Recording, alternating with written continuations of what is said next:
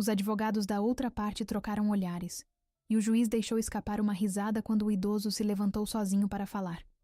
Curvado sobre a mesa, com o terno surrado e as mãos procurando as palavras. Alguém sussurrou que seria rápido. O velho não se apressou. Abriu devagar a pasta de couro gasta que havia carregado no colo durante toda a audiência. Retirou um por um os documentos que estavam guardados ali dentro e os colocou sobre a mesa com uma calma que parou até o escrivão. O que estava naqueles documentos era algo que ninguém naquele tribunal imaginou que existia. E quando o juiz leu a primeira página, o silêncio que caiu naquela sala era diferente de tudo que aquelas paredes já tinham ouvido. A casa de José Raimundo Cavalcante acordava antes dele. Era assim desde que Conceição morreu.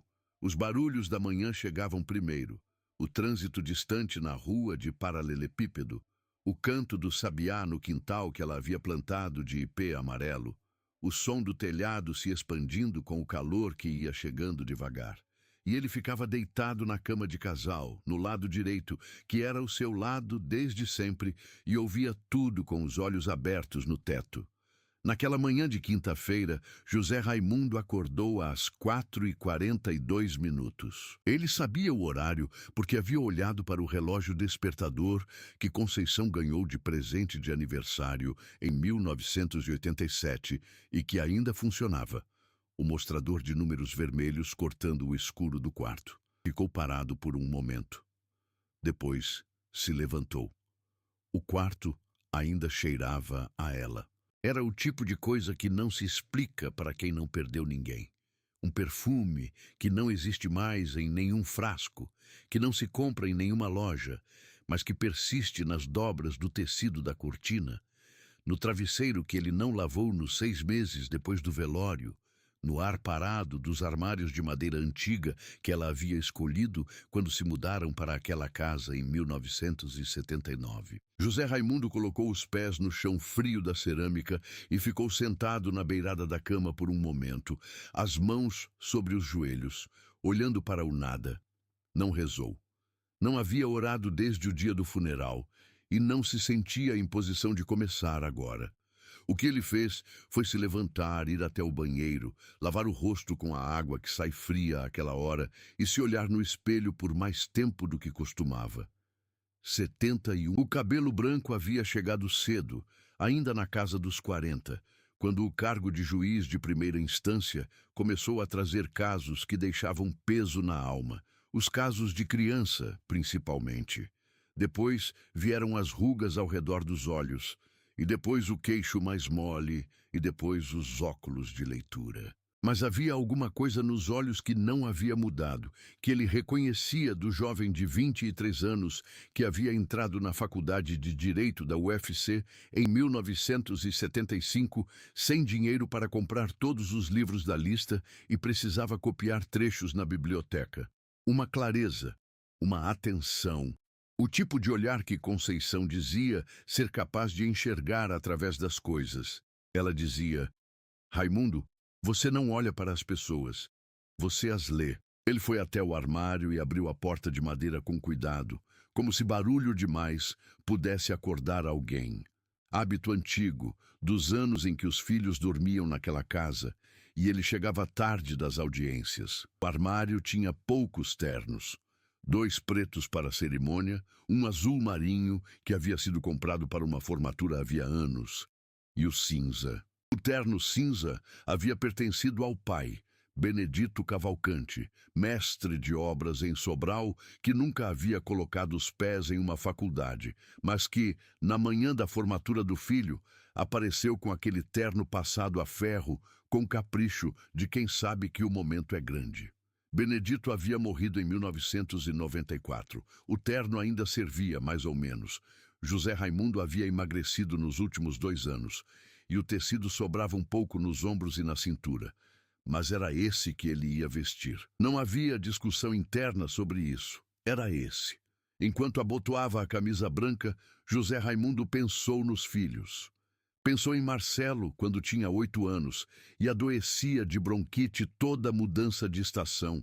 E ele ficava na beirada da cama, lendo histórias em voz alta até a criança dormir. Pensou em Patrícia quando tinha 15 anos e veio chorando porque o menino havia dito uma crueldade sobre ela na escola, e ele havia ficado em silêncio por um longo tempo antes de dizer que o tipo de pessoa que diz crueldades costuma fazê-lo porque não consegue enxergar o que é bom diante dos próprios olhos.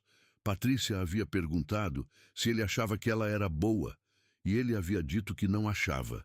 Sabia.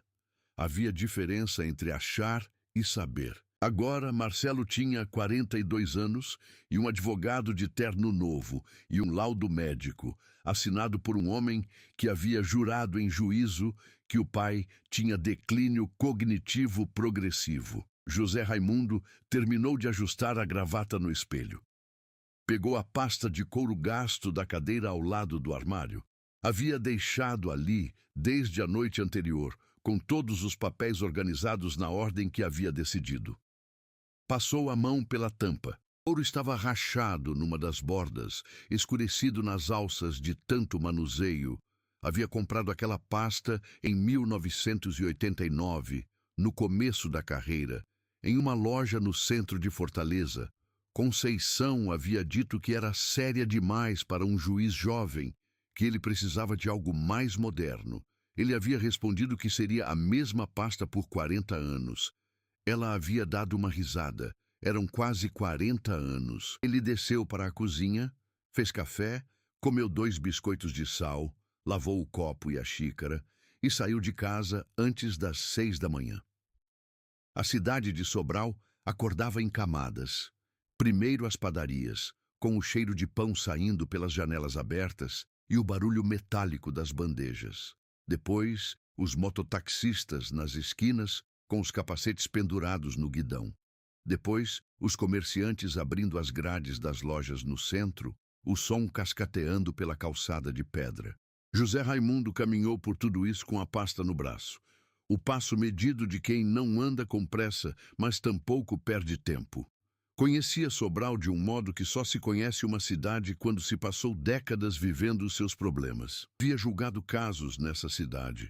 Disputas de terra, crimes de sangue, questões de família que eram, no fundo, questões de dinheiro e mágoa. Havia aprendido que as ruas de uma cidade contam uma história paralela à que está nos processos. Quem vende para quem deve para quem, onde as crianças não brincam, onde o mato cresce na calçada porque ninguém tem a quem reclamar. Passou diante da casa onde havia morado com Conceição nos primeiros anos de casamento, antes da promoção que os levou para Fortaleza por 15 anos, antes do regresso a Sobral, quando foi nomeado para o cargo que havia almejado desde sempre. A casa era de outro dono agora, e havia pintado a fachada de um amarelo que Conceição com certeza teria chamado de corajoso demais.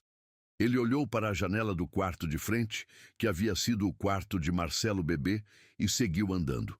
O Fórum de Sobral ficava a 15 minutos a pé de casa. Ele havia recusado a oferta da vizinha, Dona Geralda, que havia insistido em levá-lo de carro quando soubera da audiência. José Raimundo havia dito que preferia andar. O que não disse foi que precisava do trajeto para pensar, não sobre os argumentos, que já estavam organizados há semanas, mas sobre como se sentir bem consigo mesmo quando chegasse. Porque um homem pode estar certo em tudo e ainda assim entrar em uma sala errado por dentro. Quando o prédio do fórum apareceu no final da rua, com a fachada de concreto e as janelas altas, José Raimundo parou por um instante na calçada.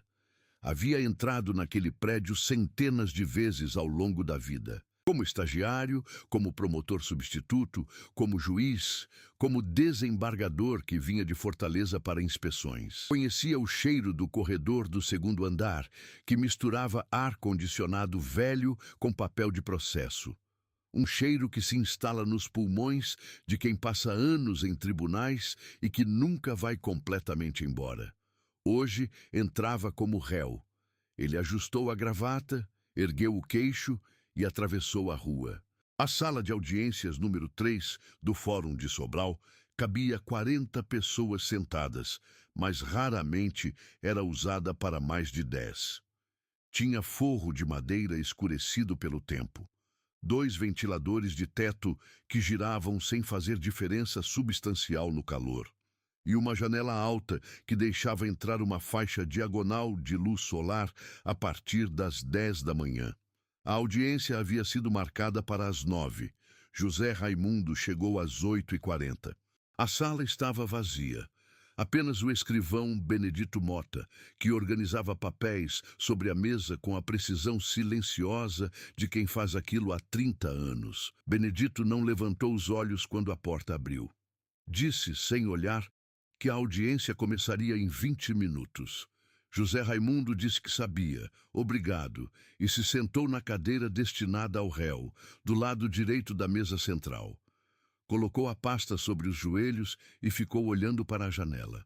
Benedito Mota havia entrado naquele fórum pela primeira vez em outubro de 1991, como escrivão auxiliar, com 23 anos, e uma caligrafia que o escrivão titular na época disse ser a melhor que havia visto em 30 anos de carreira. Havia testemunhado mais de 400 audiências. Havia visto juízes chorarem por detrás da toga depois de dar sentenças difíceis.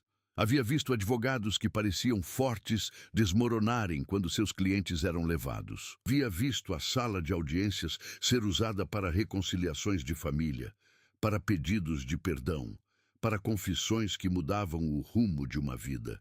Tinha, como toda pessoa que permanece muito tempo em um lugar, uma sensibilidade particular para a atmosfera que precede um momento importante. E naquela manhã, enquanto organizava os autos, a sala tinha uma qualidade de ar que ele não conseguia nomear, mas que conhecia. Às 8h58, a porta abriu com mais energia.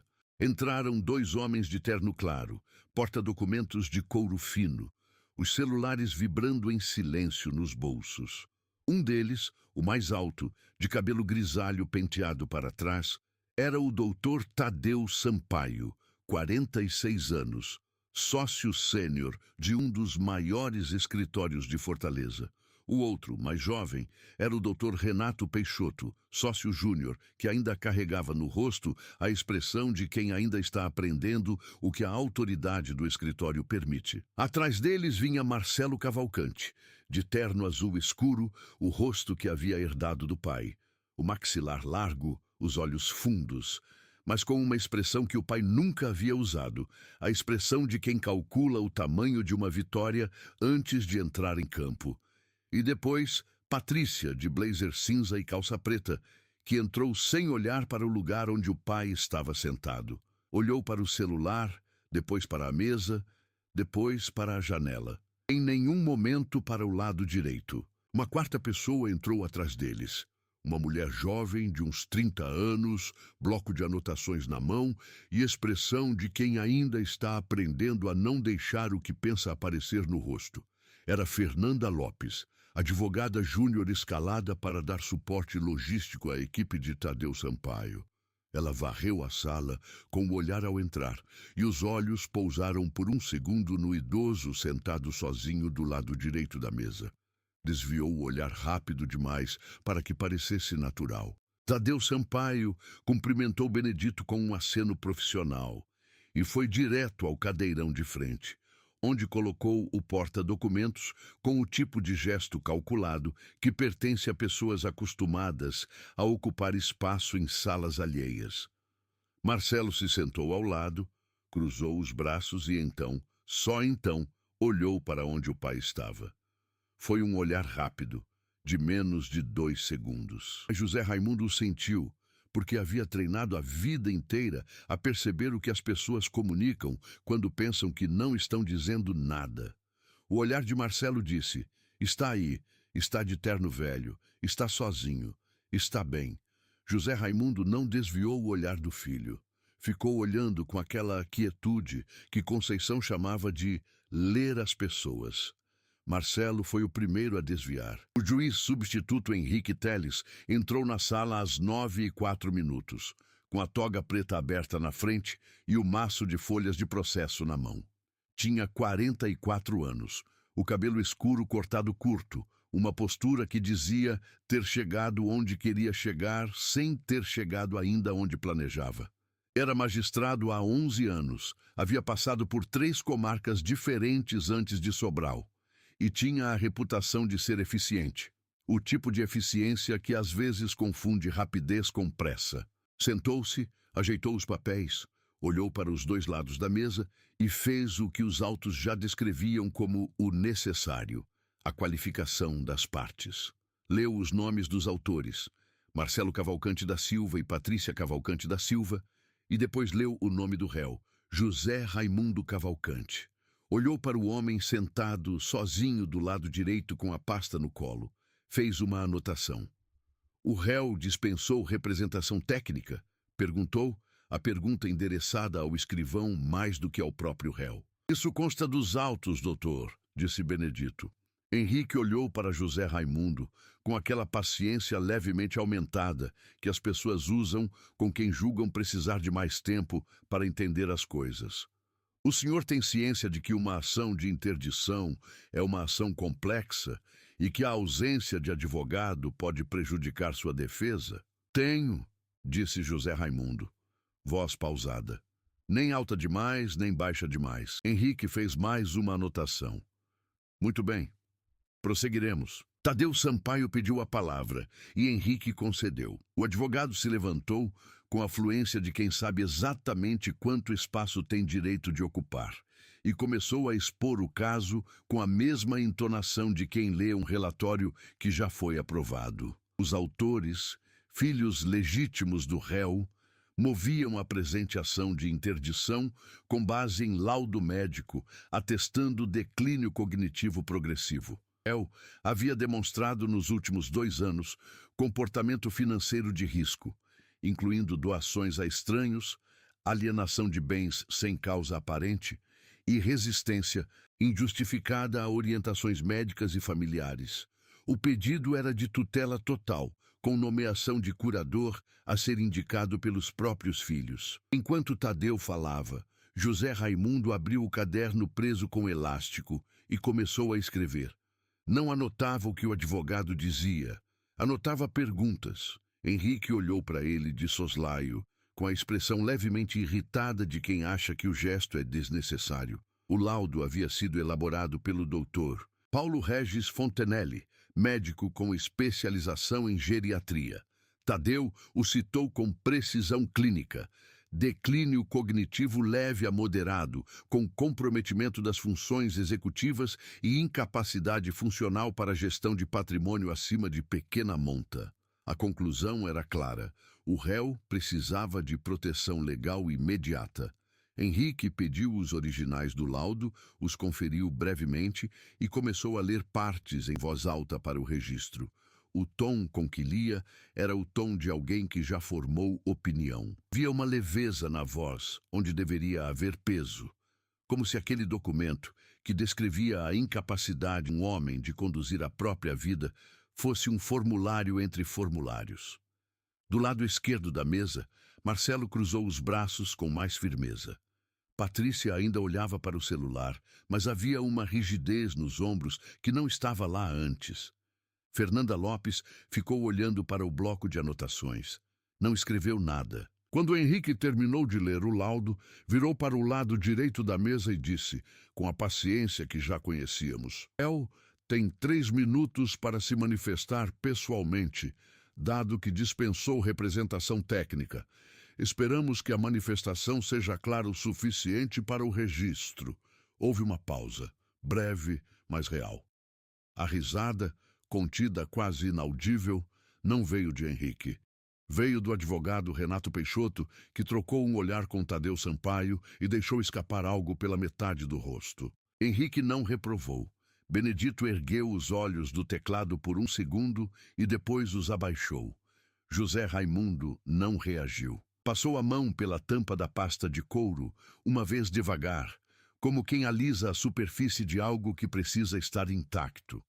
Depois abriu o caderno, olhou para o que havia escrito e levantou os olhos para o juiz. Antes de me manifestar sobre o mérito, disse José Raimundo, com voz pausada e firme, gostaria de perguntar ao doutor.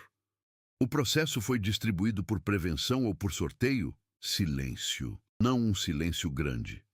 Apenas o tipo de pausa que acontece quando uma pergunta não era esperada. Tadeu Sampaio interrompeu o gesto que estava fazendo. Uma caneta parada no ar.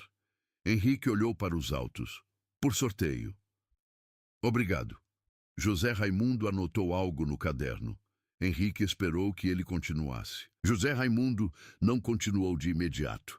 Ficou olhando para o que havia escrito, com a mesma calma de antes, como se a sala esperasse por ele e não o contrário. Era uma inversão sutil, quase imperceptível. Mas Benedito assentiu. Parou de digitar por um segundo, olhando para o idoso com atenção renovada. Quando José Raimundo finalmente se manifestou sobre o mérito, foi breve. Disse que contestava o laudo com base em irregularidades procedimentais que seriam detalhadas em documentos que desejava apresentar. Disse que havia questões de incompatibilidade que tornavam o laudo não apenas contestável, mas potencialmente nulo. Disse que havia provas documentais que solicitava juntar aos autos naquele momento. Tadeu Sampaio se levantou antes que a frase terminasse. Documentos não protocolados previamente não podem ser admitidos nesta fase processual. Disse, citando o artigo do CPC com a fluência de quem havia ensaiado exatamente para esse momento. El teve prazo para apresentar contestação e defesa documental. A tentativa de juntar documentos na audiência constitui manobra protelatória, que requeremos seja registrada em ata.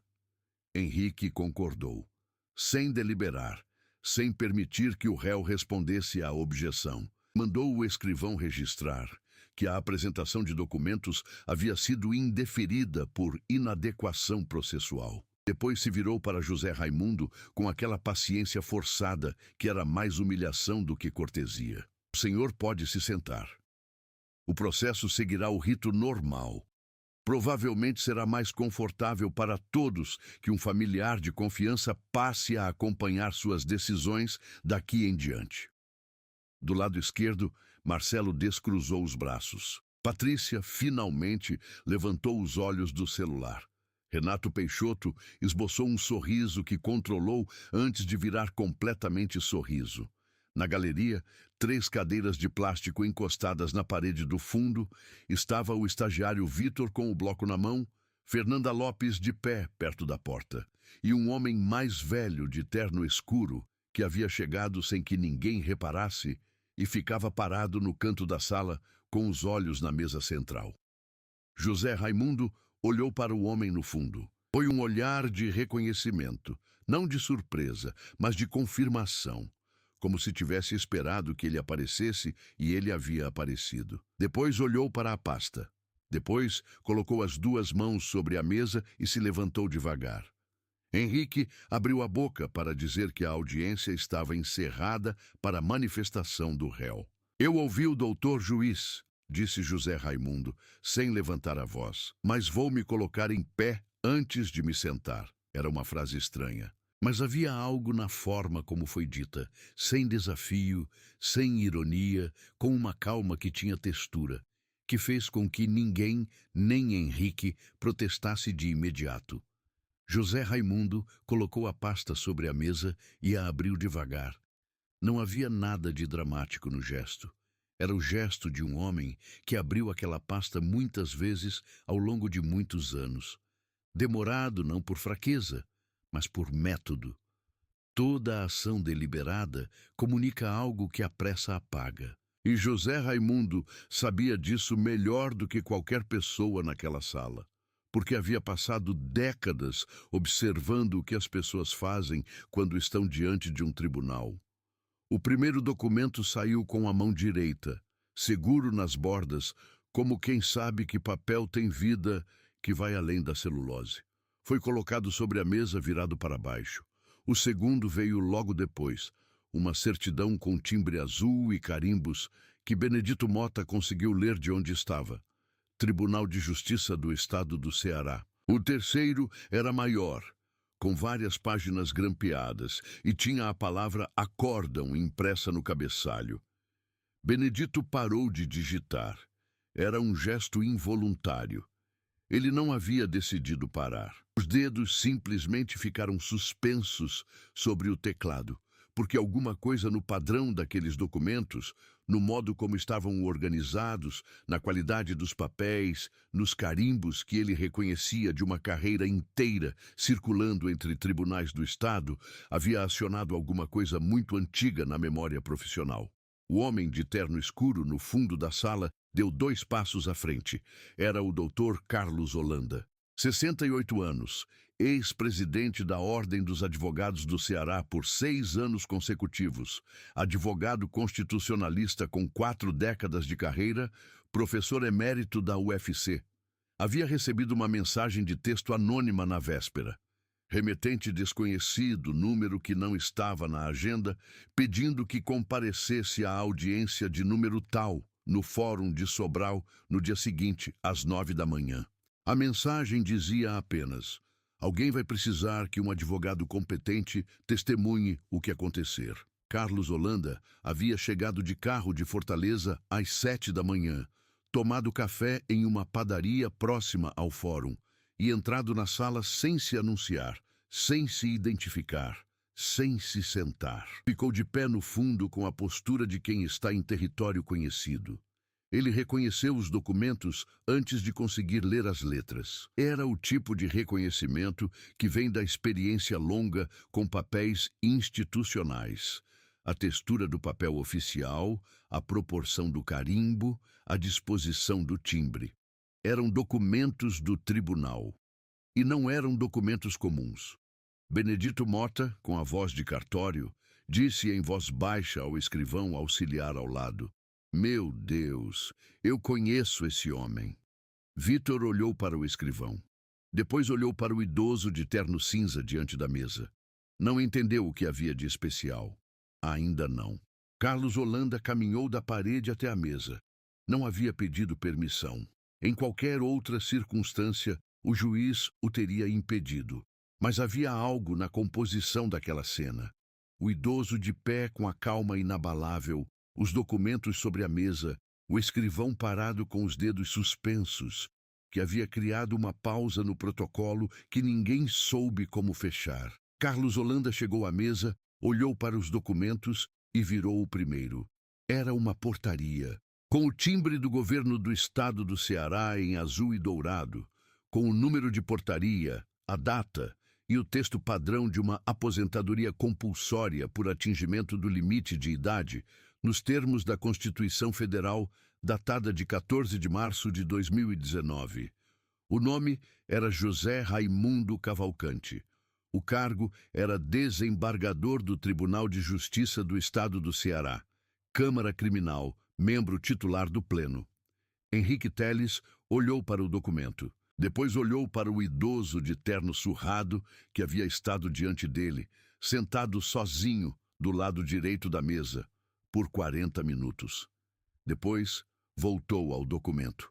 O sangue chegou ao rosto antes que o pensamento chegasse. Marcelo Cavalcante, filho, o autor da ação, o homem que havia contratado 2 advogados de escritório grande para declarar o pai incapaz de gerir a própria vida, ficou olhando para a portaria como se não soubesse ler. O silêncio que caiu naquela sala era diferente de todos os silêncios que aquelas paredes haviam ouvido. Era pesado da forma certa. Era o tipo de silêncio que não acontece por ausência de som, mas por excesso de significado. José Raimundo, então, abriu o caderno preso com elástico. Era um caderno escolar de capa preta, com as páginas levemente amareladas nos cantos. Abriu na primeira página e o colocou sobre os documentos, virado para o juiz. A escrita era densa e organizada, em letra de mão firme que não havia cedido ao tempo tanto quanto a maioria. A primeira linha tinha uma data, 8 de março de 2015. Abaixo da data havia um título: Audiência de habilitação, Promotoria Pública de Sobral. Promoção Henrique Xavier Teles. Henrique Teles parou de respirar de maneira audível, porque ele conhecia aquela data. Conhecia muito bem. Era a primeira audiência que havia presidido como promotor substituto naquele fórum. Há 11 anos, quando ainda era muito jovem e a adrenalina de estar em posição de autoridade pela primeira vez ainda não havia se convertido em hábito. A audiência havia corrido bem, tecnicamente. Ele havia achado que havia corrido muito bem. A anotação no caderno dizia: promotor com bom raciocínio, mas precipitado na condução. Tende a concluir antes de ouvir. Monitorar evolução. E trazia de abaixo uma assinatura que Henrique reconheceu, porque aquela assinatura havia ficado impressa em documentos que ele havia guardado do estágio, em avaliações que tinha em uma pasta no armário do escritório. Era a assinatura do desembargador que havia sido seu avaliador de estágio no tribunal, a pessoa que havia escrito a avaliação que o havia colocado no caminho que o trouxe até aquela sala. A assinatura era de José Raimundo Cavalcante. Marcelo se levantou. A cadeira arrastou com um ruído que cortou o silêncio. Isso não prova nada, disse, mas a voz tinha uma qualidade diferente agora. Ainda firme na forma, mas vazia de convicção. O caderno de anotações não muda o laudo médico, não muda os fatos. Tadeu Sampaio recuou a cadeira devagar, como quem precisa de distância entre ele e o que está sobre a mesa. Era um movimento pequeno, poucos centímetros, mas era o tipo de recuo que os 40 anos de experiência de Carlos Holanda sabia reconhecer. O recuo de quem começa a calcular a diferença entre o que foi contratado para fazer e o que vai ter que responder por ter feito. Renato Peixoto olhou para o porta-documentos com a expressão de quem considera se vale a pena pegar as coisas e sair. Patrícia estava com a mão parada no ar, o celular esquecido entre os dedos, os olhos no caderno. Havia algo no rosto dela que Marcelo não tinha. Não exatamente remorso, ainda não, mas a versão que precede o remorso. O reconhecimento de que a situação não era o que parecia. Fernanda Lopes caminhou até a mesa dos advogados, olhou para os documentos e em seguida pegou a bolsa. Não sentou mais. Carlos Holanda, que até aquele momento havia ficado em silêncio, posicionado como testemunha e não como participante, virou o laudo médico sobre a mesa, de frente para o juiz. Colocou o dedo sobre o nome do médico signatário. Dr. Paulo Regis Fontenelle, disse Carlos Holanda, com a voz de quem está lendo uma sentença em voz alta. Geriatria, CRM-CE. Ele então retirou do bolso interno do paletó uma folha dobrada. A desdobrou devagar e a colocou ao lado do laudo. Era uma cópia de decisão disciplinar do CFM, Conselho Federal de Medicina, datada de 12 anos antes. O processo: falsidade ideológica em laudo pericial. O réu: Paulo Regis Fontenelle. Advertência formal com registro permanente no prontuário profissional. O relator do processo no tribunal, cuja assinatura constava da decisão, era o então juiz José Raimundo Cavalcante. O silêncio que se seguiu não era mais apenas pesado, era geométrico. Cada pessoa na sala processando o que aquela informação significava para o que havia feito, ou dito, ou deixado de fazer nos últimos 40 minutos. O laudo que declarava José Raimundo Cavalcante incapaz de gerir a própria vida havia sido assinado pelo único médico no Ceará que tinha razão documentada para querer que o nome de José Raimundo ficasse manchado. Benedito Mota, com a voz que se usa em cartório e em velório, disse para o registro em voz alta: para constar, o réu é o desembargador aposentado José Raimundo Cavalcante, ex-membro titular do Pleno do Tribunal de Justiça do Estado do Ceará, relator de 2.000 processos em 23 anos de magistratura. O laudo de incapacidade estava sobre a mesa ao lado da certidão de aposentadoria. Ao lado deles estava a decisão disciplinar do CFM. E ao lado dela estava o caderno escolar com letra firme e datas que correspondiam a momentos que aquela sala havia vivido sem saber quem os estava observando. Henrique Teles ficou com os olhos no laudo por tempo suficiente para que todos na sala vissem que estava pensando. Depois ergueu os olhos para José Raimundo, que estava de pé com as mãos espalmadas sobre a mesa, a postura ereta, o queixo levemente erguido, o olhar direto, a dignidade inabalável de quem não precisa que ninguém confirme quem ele é. A audiência está suspensa, disse Henrique Teles. A voz havia mudado. Não era mais a paciência forçada de antes. Era a voz de um homem que acabou de entender que a sala em que pensava estar no controle nunca foi inteiramente sua. Os autos serão encaminhados à corregedoria com pedido de investigação sobre o laudo médico e sobre os meios de sua obtenção. O que aconteceu nos minutos seguintes na sala de audiências número 3 foi, tecnicamente, o desmanche de uma peça montada com cuidado ao longo de 6 meses. Tadeu Sampaio tentou falar 2 vezes. Na primeira, Carlos Holanda o interrompeu com uma observação sobre impedimento superveniente, que encerrou a tentativa antes que ela se tornasse argumento. Na segunda, o próprio Henrique o mandou calar, com a entonação de alguém que precisa que o espaço ao seu redor fique quieto para poder pensar direito. Marcelo ficou de pé ao lado da cadeira que havia empurrado para trás. Por um momento, pareceu que ia falar algo diretamente para o pai. Abriu, a boca fechou, abriu de novo, mas as palavras não vieram. Havia uma espécie de branco onde elas deveriam estar, como quando a mente recusa o material que o momento exige. Patrícia havia colocado o celular na bolsa sem olhar para ele. Ficava olhando para a mesa, para os documentos, para o rosto do pai, de volta para a mesa. Fernanda Lopes saiu da sala sem dizer nada. Na recepção do fórum, sentou em uma cadeira de plástico e ficou um tempo olhando para o bloco de anotações com a tampa fechada. Depois, abriu, arrancou a folha em branco da primeira página e começou a escrever. Era o rascunho da renúncia ao mandato, redigida de próprio punho, protocolada naquele mesmo dia, antes do meio-dia. O texto era direto e sem ornamentos, porque Fernanda havia aprendido naquele dia que as coisas verdadeiras não precisam de ornamentos. Na sala, Benedito Mota havia retomado a digitação. Mas havia algo diferente no modo como digitava, devagar demais para a velocidade que era habitual nele, como se estivesse escolhendo cada palavra para o registro com um cuidado que ia além do protocolo. Carlos Holanda ficou de pé ao lado de José Raimundo enquanto os outros saíam. Não disse nada por um tempo. Depois colocou a mão no ombro do idoso, não o aperto de quem parabeniza, mas o toque de quem reconhece peso carregado por tempo demais, e disse em voz baixa: "Você devia ter me avisado antes. Eu precisava saber se era necessário", respondeu José Raimundo. Carlos Holanda ficou olhando para ele. "E era?" "Sim", disse José Raimundo. "Era?"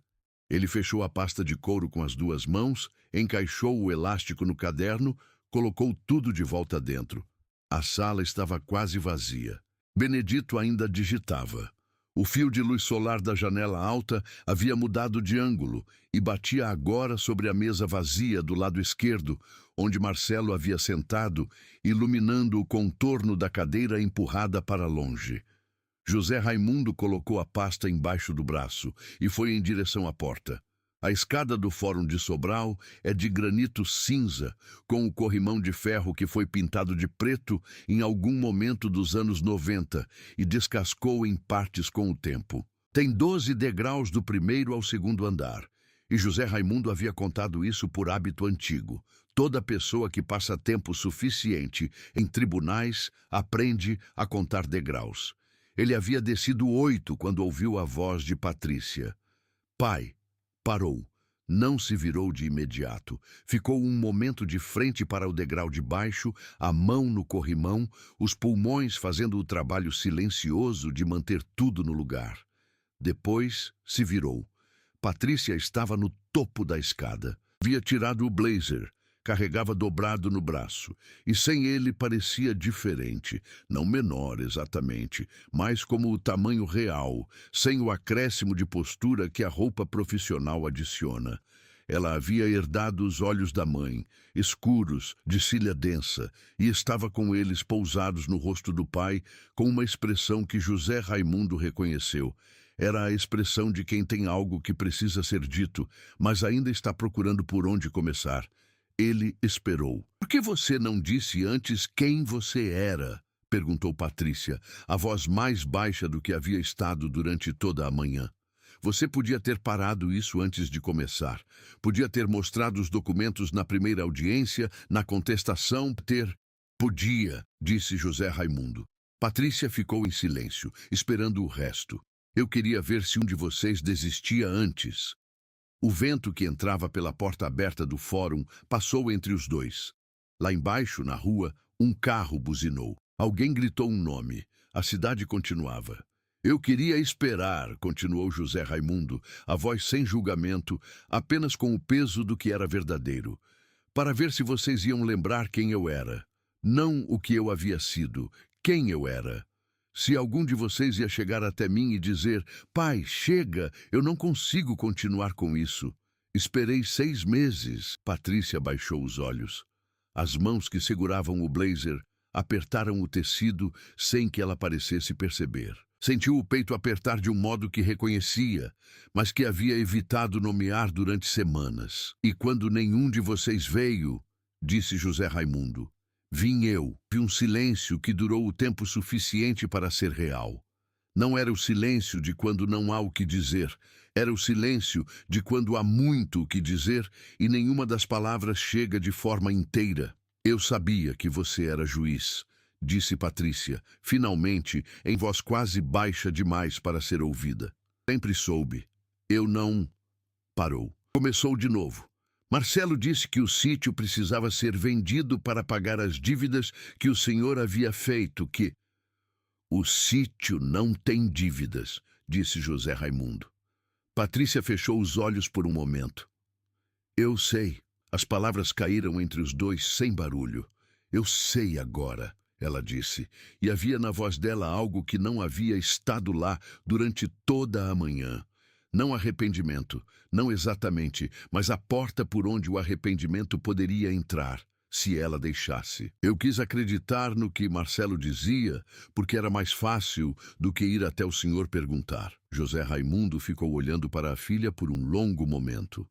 Era o olhar que ela havia descrito para os amigos, anos atrás, como o olhar que faz a pessoa sentir que está sendo lida.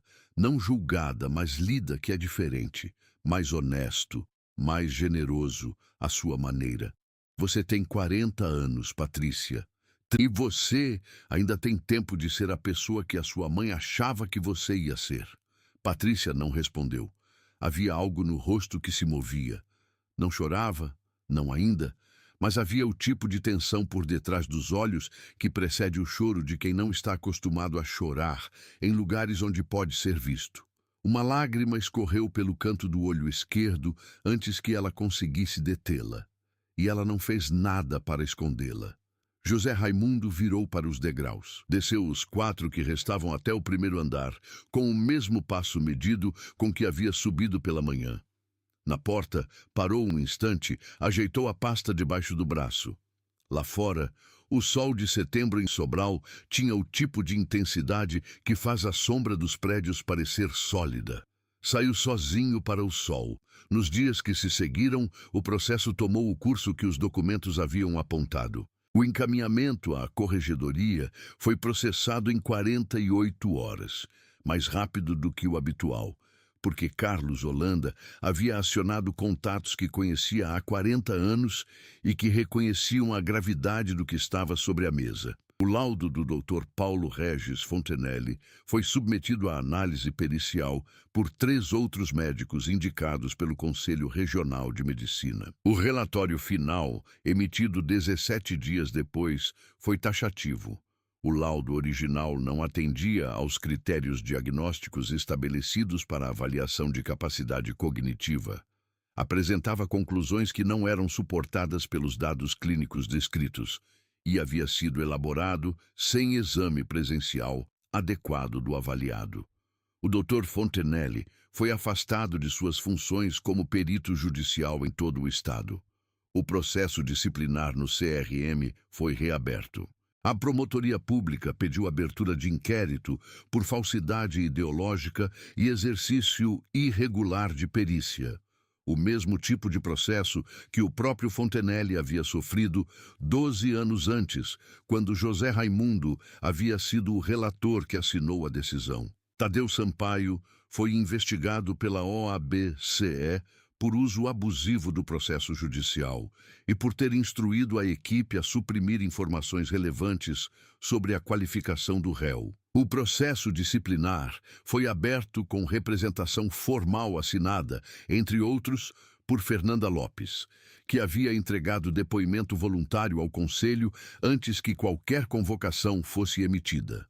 O depoimento de Fernanda foi detalhado, preciso e corroborado por mensagens de texto e e-mails que ela havia guardado em arquivos separados desde o início, porque havia aprendido em 3 anos de advocacia que é sempre melhor guardar tudo. Agora, o que havia guardado por precaução se tornava a peça central de um inquérito.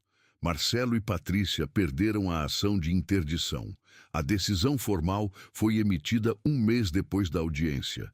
Breve, objetiva, sem linguagem de punição, mas com linguagem de encerramento definitivo. O sítio em Tianguá permaneceu registrado em nome de José Raimundo Cavalcante, como havia estado durante 3 gerações. Marcelo recebeu a notificação da decisão por e-mail. Leu, fechou o computador e não comentou com ninguém por 3 dias. Depois ligou para um advogado de outro estado e perguntou sobre possibilidades de recurso. O advogado, depois de ouvir o caso, disse que não via mérito. Marcelo desligou sem agradecer. Patrícia foi ao sítio em Tianguá 2 semanas depois da audiência. Havia ligado antes, não para o pai, mas para Benedito Mota, que era o único número que havia conseguido rastrear de alguém que tinha contato com ele. Benedito disse que não era o lugar de dizer se o Dr. José Raimundo queria ou não queria visita, mas que a estrada para o sítio estava em bom estado nessa época do ano. Patrícia foi de carro, sozinha, chegou no início da tarde. Encontrou o pai no alpendre, em uma cadeira de balanço com um livro aberto no colo. Ficaram sentados no alpendre por 2 horas.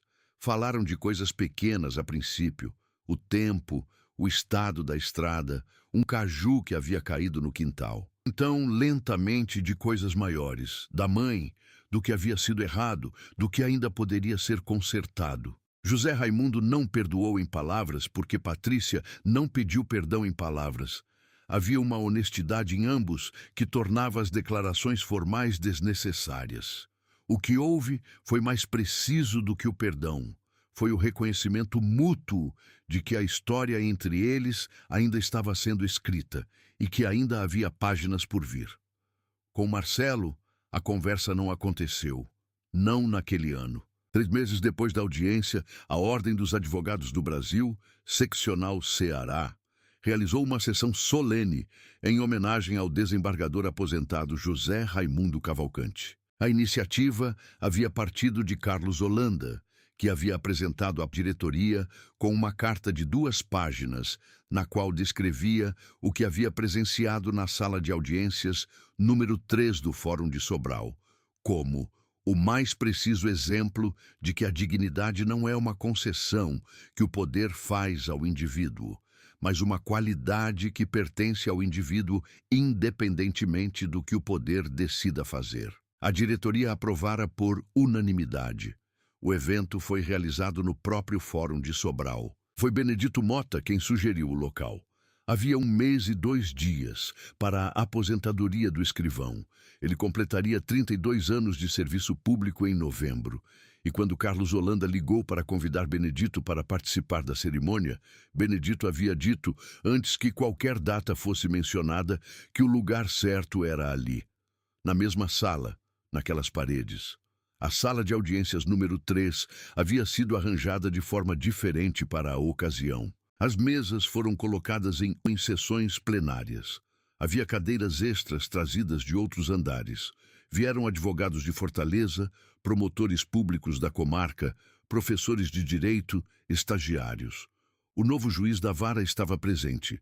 não Henrique Teles, que havia sido removido da comarca preventivamente durante a investigação da corregedoria e aguardava o resultado do processo disciplinar em sede administrativa. José Raimundo chegou de terno, não o cinza, um dos pretos, passado a ferro, com o mesmo capricho com que seu pai havia passado o cinza décadas atrás. Mas trouxe a pasta de couro gasto. Colocou-o sobre a cadeira ao lado durante todo o evento, como se fosse uma companhia que não precisava de apresentação. Carlos Holanda fez o discurso de abertura. Falou da carreira de José Raimundo. 23 anos de magistratura, 2.317 processos relatados, índice de reforma em segunda instância abaixo de 2%. Um dos mais baixos do tribunal por décadas. Falou de casos específicos. O caso do menor em situação de risco em Quixadá, que José Raimundo havia acompanhado pessoalmente durante 6 anos até a maioridade do menino. O caso da Cooperativa de Agricultores de Sobral, cujo processo de falência fraudulenta havia sido revertido por uma sentença que se tornou referência nacional. O caso dos presos em condições degradantes em Tianguá, sobre o qual ele havia emitido decisão que resultou na intervenção estadual e na reforma da unidade prisional. Benedito Mota leu, em nome do cartório, um registro formal de reconhecimento. A voz embargou no final de uma frase que dizia que o serviço da justiça depende de quem a serve com o mesmo cuidado na última hora que serviu na primeira. Ele parou, bebeu um gole de água e continuou. Havia na sala o tipo de silêncio respeitoso que não se produz por instrução ou protocolo, mas que aparece sozinho quando o que está sendo dito é verdadeiro. Quando chegou a vez de José Raimundo falar, houve uma pausa que todos reconheceram. Era o mesmo silêncio que havia caído naquela mesma sala, naquela manhã de setembro, quando o juiz havia lido a portaria de aposentadoria. José Raimundo não havia preparado o discurso. Era uma escolha deliberada. Havia chegado sem notas, sem papel, sem o caderno. Colocou as mãos sobre a mesa e ficou um momento em silêncio, olhando para as pessoas na sala. Depois falou. Disse que havia passado a vida inteira acreditando que o direito é, na sua essência mais fundamental, uma tentativa de organizar a dignidade. Não a lei, a dignidade. A lei é o instrumento, a dignidade é o destino. E que, nos 30 anos que havia passado aplicando a lei, havia aprendido que o pior que pode acontecer a um instrumento é ser confundido com o destino.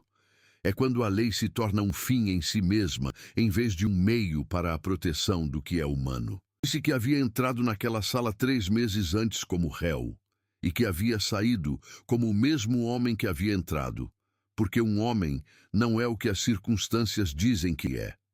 É o que ele sabe que, e que há momentos na vida em que tudo depende de saber isso com clareza, quando nenhuma outra coisa está sendo oferecida como apoio. Disse que havia esperado e que havia valido a pena. A sala ficou quieta por um momento depois que ele terminou. O tipo de quietude que não é a ausência de resposta, mas presença de algo que não cabe em resposta imediata. Depois vieram os aplausos. Fernanda Lopes estava na plateia. Havia chegado antes de todos, escolhido uma cadeira no fundo e ficado com o bloco de anotações fechado sobre os joelhos, desta vez por escolha, não por instrução de outro. Ela havia passado os 3 meses desde a audiência fazendo o que havia prometido a si mesma fazer: limpar. Renunciara ao mandato, protocolara o depoimento, cooperara com a investigação, encerrada a relação com o escritório de Tadeu Sampaio. Havia procurado um advogado trabalhista para entender sua situação e um terapeuta para entender o resto. Havia ligado para a mãe, que morava no interior, e ficado em silêncio por um tempo longo antes de conseguir explicar o que havia acontecido e o que havia feito. A mãe havia ouvido tudo. Depois havia dito: "Você saiu então?" Não era uma pergunta. "Saí, então comece de novo." Era mais fácil dizer do que fazer. Mas também era mais possível do que parecia 3 meses atrás. Porque havia algo que Fernanda havia descoberto naquela manhã de setembro, observando um idoso de terno cinza colocar documentos sobre uma mesa com calma que não tinha origem no poder. Havia descoberto que a diferença entre integridade e sua ausência não estava na grandeza dos momentos, mas na clareza das escolhas pequenas. E que as escolhas pequenas se acumulam. E que esse acúmulo é o que a pessoa se torna. Ao final do evento, enquanto as pessoas se levantavam e conversavam e Benedito Mota recebia cumprimentos com a expressão de quem não sabe o que fazer com a atenção, Fernanda atravessou a sala. Chegou onde José Raimundo estava. Esperou que ele terminasse de falar com Carlos Holanda. Quando ficaram à frente, ela disse: "Meu nome é Fernanda Lopes. Eu era a advogada júnior na audiência de setembro." "Eu sei quem você é", disse José Raimundo. Ela não deixou a informação a desestabilizar. "Eu protocolei a renúncia e entreguei o depoimento voluntário. Estou reconstruindo o que faço da advocacia." Fez uma pausa. "Eu não sei se posso pedir isso, mas eu gostaria de..." "Pode pedir", disse José Raimundo. Fernanda olhou para ele. "Eu gostaria que o senhor fosse meu mentor." Houve um silêncio. Não o silêncio pesado das audiências. Um silêncio diferente, mais limpo, com espaço para respirar. "Por que eu?" perguntou José Raimundo. Era uma pergunta real, sem vanidade. Fernanda pensou por um momento. Porque quando o senhor estava naquela sala e todo mundo achava que sabia o resultado, o senhor foi o único que não estava fazendo performance. O senhor só estava sendo o que era. José Raimundo a olhou por um momento com aquele olhar que lê, que não julga. Depois disse: "Tudo bem, segunda-feira, 8 da manhã." Fernanda assentiu. "Obrigada." Não precisava de obrigada. Precisava de segunda-feira, 8 da manhã. Fernanda quase sorriu. O tipo de quase que já é mais do que a metade. Um ano depois da audiência, José Raimundo Cavalcante levantou-se como sempre fazia, antes do sol. Ouviu os barulhos da manhã, o sabiá no quintal, o telhado se expandindo, o relógio de Conceição marcando o tempo. Havia uma diferença agora. No sítio em Tianguá, onde havia se mudado definitivamente em janeiro, não por fuga de Sobral, mas porque havia chegado a hora de viver mais devagar e com terra embaixo dos pés. O café era feito de manhã cedo, e havia mais de um copo sujo na pia, porque Patrícia havia estado no final de semana anterior com os filhos e ficado 3 dias. A filha mais velha de Patrícia, Luísa, 12 anos, que havia herdado o cabelo escuro da bisavó Conceição, havia passado uma tarde inteira sentada ao lado do avô no alpendre, pedindo que ele contasse histórias de casos do tribunal. José Raimundo havia contado alguns, os que eram possíveis de contar para uma criança de 12 anos, os que cabiam em linguagem sem ser reduzidos. Luísa havia ouvido com os joelhos dobrados sobre a cadeira e os cotovelos no encosto, com a atenção inteira dada a quem sabe que está ouvindo algo que importa. Na última história, Luísa havia perguntado: "Vovô, mas como o senhor sabia que ia dar certo? Que eles iam acreditar nos documentos?" José Raimundo havia pensado por um... "Eu não sabia que iam acreditar", havia dito. "Sabia que os documentos eram verdadeiros. E quando a coisa é verdadeira, ela tem um peso que coisas falsas não têm. As pessoas sentem, mesmo quando não querem sentir." Luísa havia pensado sobre isso com a seriedade que as crianças de 12 anos colocam nas coisas que intuem serem sérias. Depois havia dito: "O senhor vai me ensinar direito quando eu crescer?" José Raimundo havia ficado olhando para a neta por um momento. "Vou ensinar o que sei", havia dito. "O direito você aprende você mesmo." Em Sobral, Benedito Mota havia se aposentado em novembro. A festa aconteceu no mesmo fórum, na sala maior. Benedito havia levado a família, a esposa, os 2 filhos adultos, a nora, a netinha de 4 anos que passou metade da festa dormindo no colo dele. No discurso de despedida, havia dito que um escrivão é o silêncio da justiça, o que fica registrado depois que todo mundo vai embora. E que se havia uma coisa que aprendera em 32 anos, era que o que fica registrado importa mais do que parece, porque o registro é a memória da verdade quando a memória das pessoas falha. Carlos Holanda havia diminuído o ritmo de trabalho, não por imposição, mas por escolha. Coordenava, junto com José Raimundo, um programa informal de orientação jurídica para advogados no primeiro ano de carreira. Havia começado com 3 pessoas em uma sala de reuniões e havia chegado a 17, com lista de espera. Fernanda Lopes havia entrado para o programa no dia em que José Raimundo havia dito, segunda-feira, 8 da manhã. Havia chegado às 7h50, com o caderno aberto e a primeira pergunta já escrita. Em 12 meses, havia reconstruído a reputação profissional. Tinha 3 clientes, uma causa pro bono em andamento que envolvia uma família em situação de despejo injusto e uma clareza de propósito que não havia tido nos 3 anos anteriores de carreira somados. Em agosto, havia recebido uma carta de Henrique Teles, não um e-mail, uma carta no papel, curta, 2 páginas. Dizia que havia passado o ano pensando sobre o que havia acontecido naquela sala e que havia chegado à conclusão de que a precipitação com que havia conduzido a audiência não era um erro isolado, mas um padrão que reconhecia em si mesmo havia anos e que havia preferido não nomear porque nomear tornaria necessário mudar.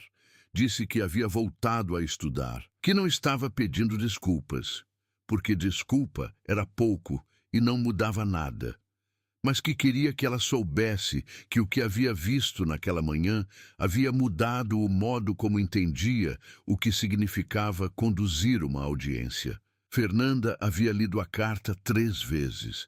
Depois havia mostrado para José Raimundo. Ele havia lido uma vez, devolvido sem comentar e então dito: "O que você vai responder?" Fernanda havia pensado: "Que eu recebi. É suficiente." A pasta de couro gasto estava pendurada em um gancho atrás da porta do escritório que José Raimundo havia montado no sítio. Um quarto pequeno com estantes de madeira, uma mesa antiga que havia pertencido ao pai e a janela que dava para o açude. Ela não era mais usada para documentos de tribunal. Era usada para outras coisas. Notas que ele tomava durante as sessões de orientação, artigos que recortava de jornais jurídicos, cartas que recebia e queria guardar. Patrícia havia perguntado na última visita por que não comprava uma pasta nova. José Raimundo havia olhado para a pasta por um momento. Era o couro rachado na borda, as alças escurecidas de manuseio, a fivela que rangia levemente na abertura. "Essa durou 40 anos", disse. "Aguenta mais uns 20. Patrícia havia rido.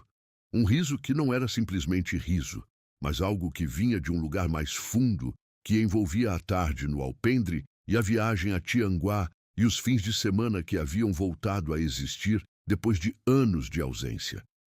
José Raimundo havia guardado a pasta devagar, como sempre. Depois havia olhado para a filha e dito o que dizia às vezes, quando havia espaço para dizer: "Família não é quem você escolhe quando tudo está bem. Família é quem você escolhe quando está difícil. Família é quem decide que você importa quando a situação inteira está dizendo o contrário." Patrícia não havia respondido com palavras. Havia ficado olhando para o pai por um momento, com os olhos da mãe que José Raimundo havia amado por 42 anos, e havia colocado a mão sobre o braço dele com o tipo de gesto que não precisa de tradução. Lá fora, no quintal, o sabiá cantava. O ipê amarelo que Conceição havia plantado estava com flores. Aquele amarelo que ela chamava de corajoso demais e que ele chamava de certo na medida. E José Raimundo Cavalcante, 72 anos, desembargador aposentado, viúvo, pai, avô e homem de terno antigo, que sabia que a verdade tem peso que as mentiras não têm, ficou sentado no alpendre do sítio de Tianguá, olhando para as flores amarelas com a calma de quem já soube o suficiente sobre o mundo para não ter mais pressa de nada. A dignidade não é o que o poder concede. É o que o homem mantém quando o poder decide que ele não a merece. E quando um homem sabe disso, de verdade, lá dentro, onde não tem audiência, não há sala, não há laudo, não há filho, não há juiz que consiga tirar.